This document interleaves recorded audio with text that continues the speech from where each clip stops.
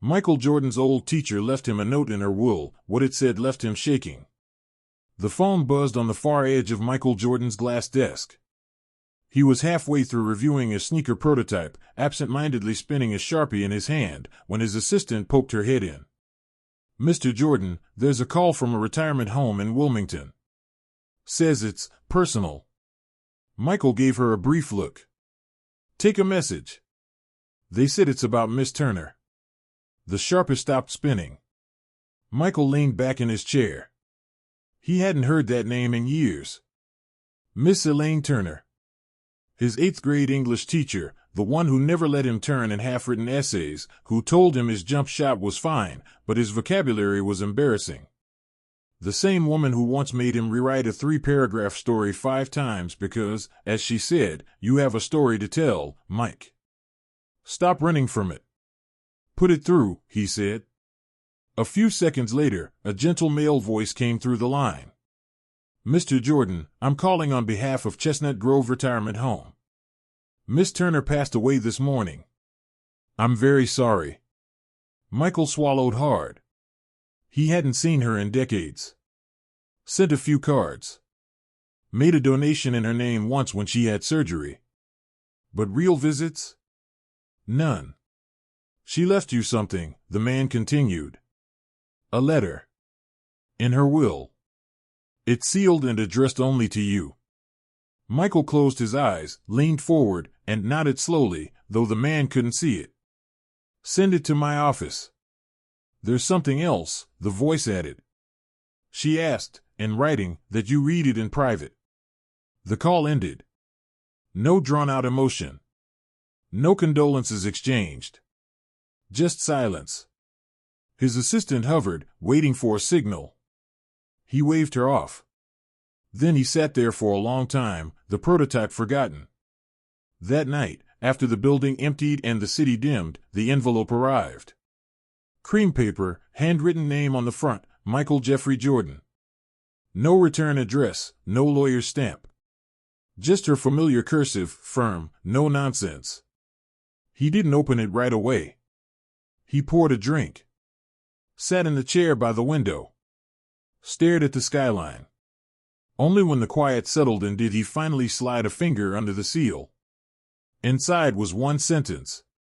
"You still owe me the game you promised. And you know which one." He read it twice. Then again. The drink sat untouched. He did know.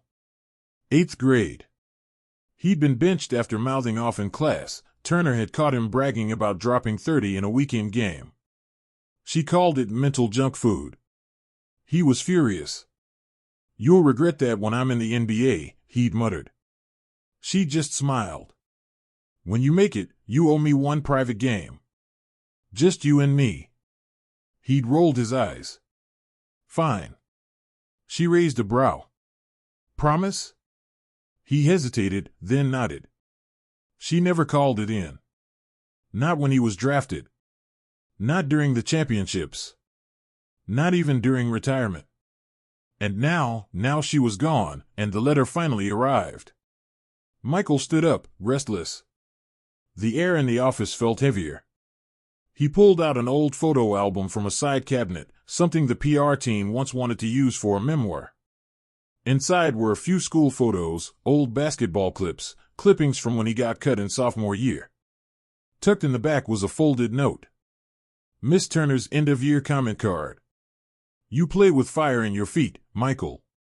But it's your mind that'll make you unforgettable, if you learn how to use it." He exhaled through his nose. That was her. Always cutting through the surface. The next morning, he canceled everything. His assistant looked at him, puzzled. "The Nike execs are flying in. Reschedule. You have the Hornets review." I said move it.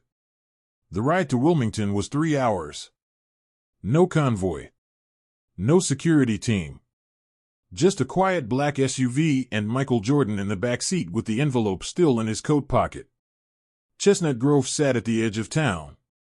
Modest. Clean. A couple of nurses watched him approach but didn't say a word. He nodded politely and asked for her room.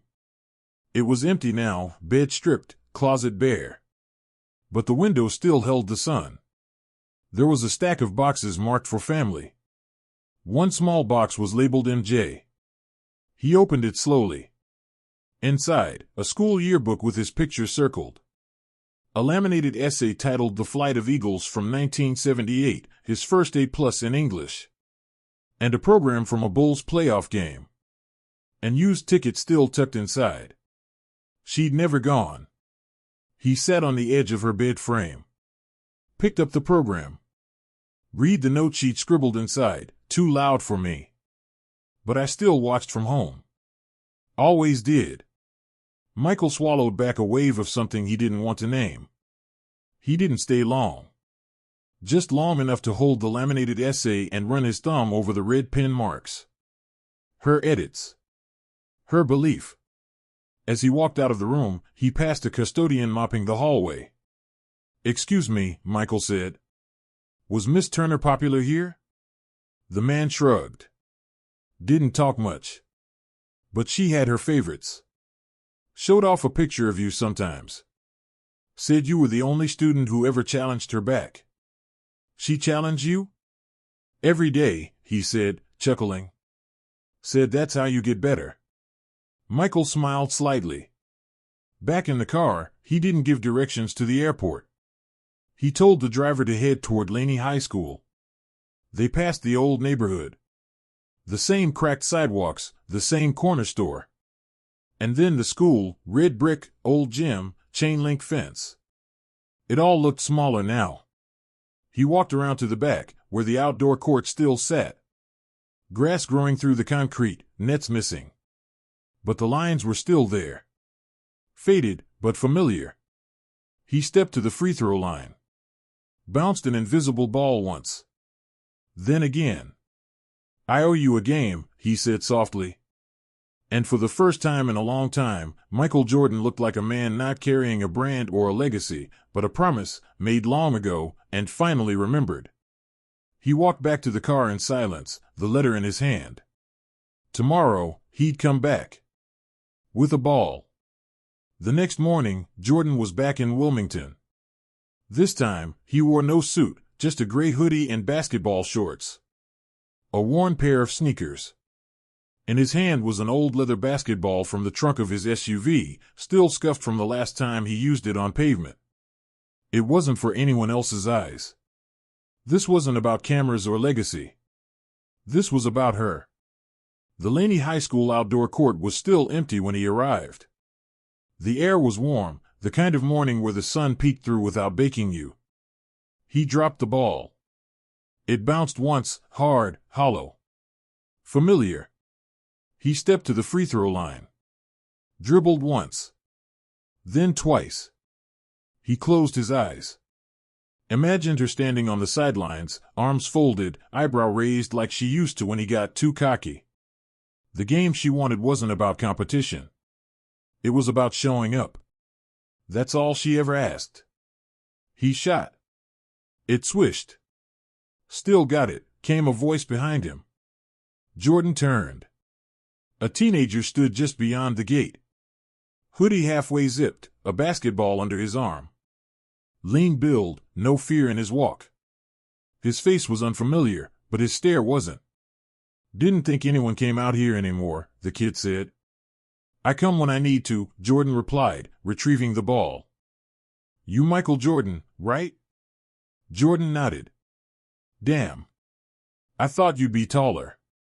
Jordan laughed a little. You hoop? The kid held up the ball. Trying to. Not a lot of people to play with around here.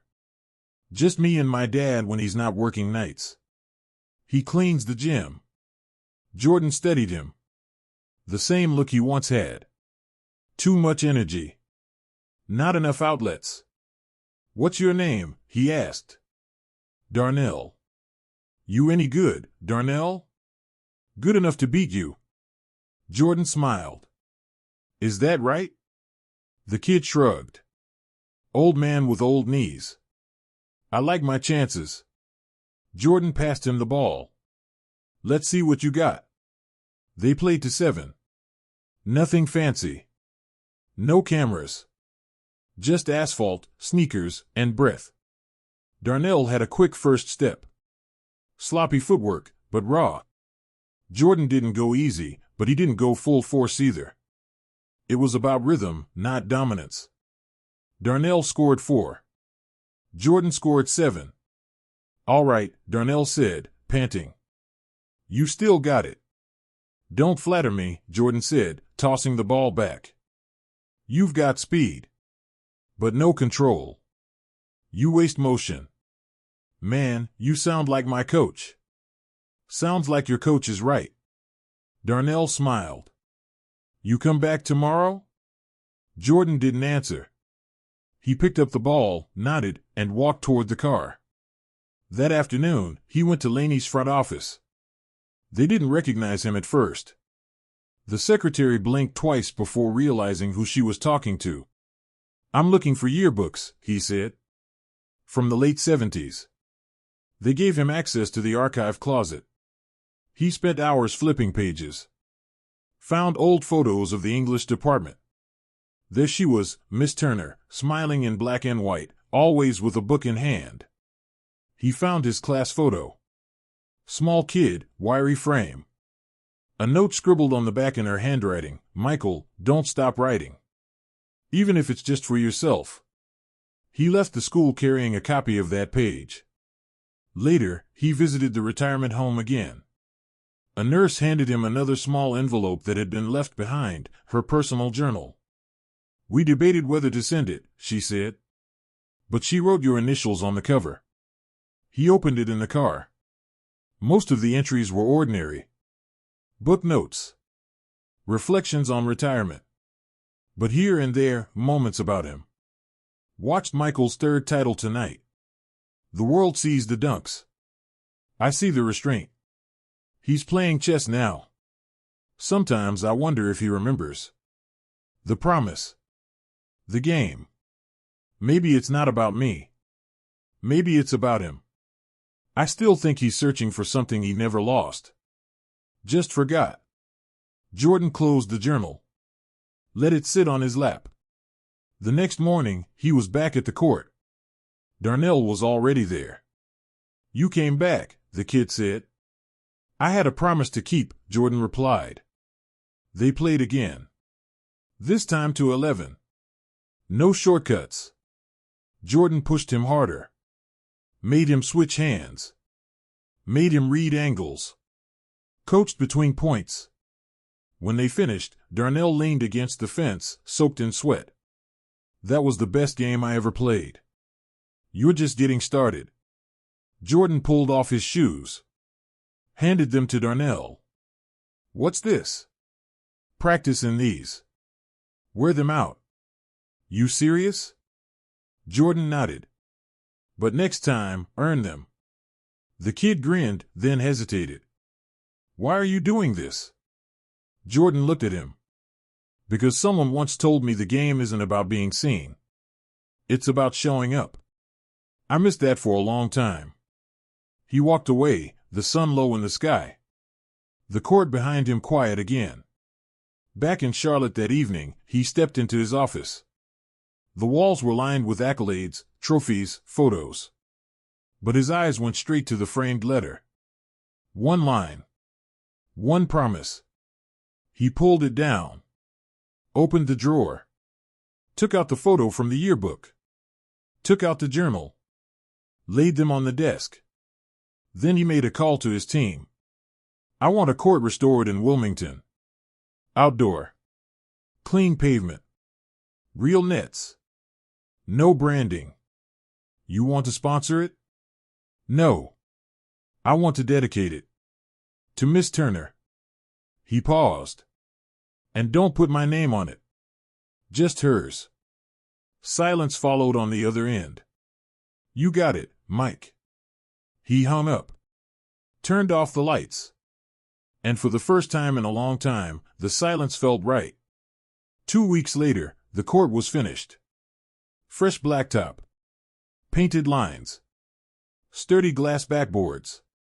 Real iron nets that snapped when the ball hit just right. No ads. No logos.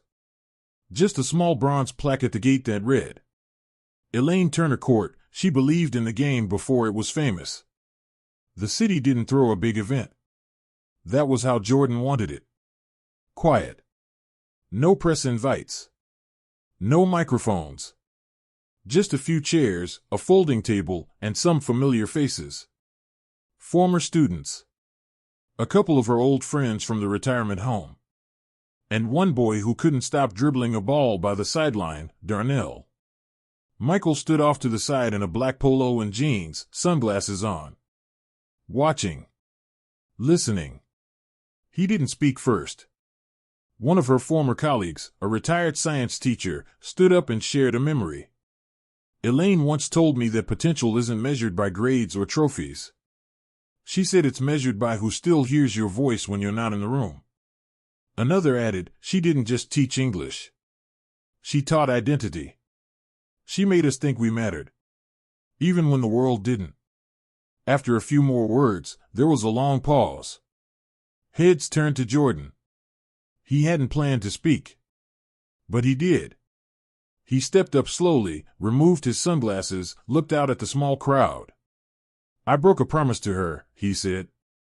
And I didn't even realize it until it was too late. He paused, holding the letter in his hand. This is what she left me. A sentence. Not a check. Not a request. Just a reminder.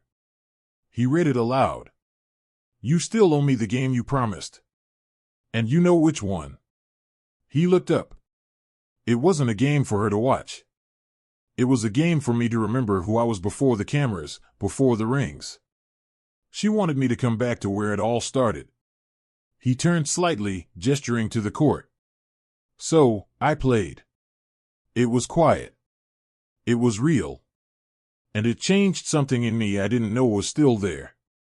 Silence followed, not from awkwardness, but because there was nothing more that needed to be said. After the short gathering, most people left. Only Darnell stayed behind. Court looks good, he said. You'll be the first to break it in, Jordan said. I brought my shoes, Darnell said, lifting the same pair Jordan had given him. You earned them yet? Jordan asked. Darnell didn't answer. Just stepped onto the court and took the first shot. Swish. Jordan walked onto the court with him. They played again. 1-on-1. No scoreboard. No trash talk.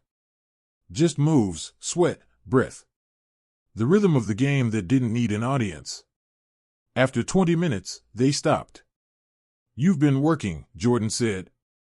I want it. I don't know what else I'm good at, Darnell admitted. Jordan sat on the bench. I didn't know either, at first.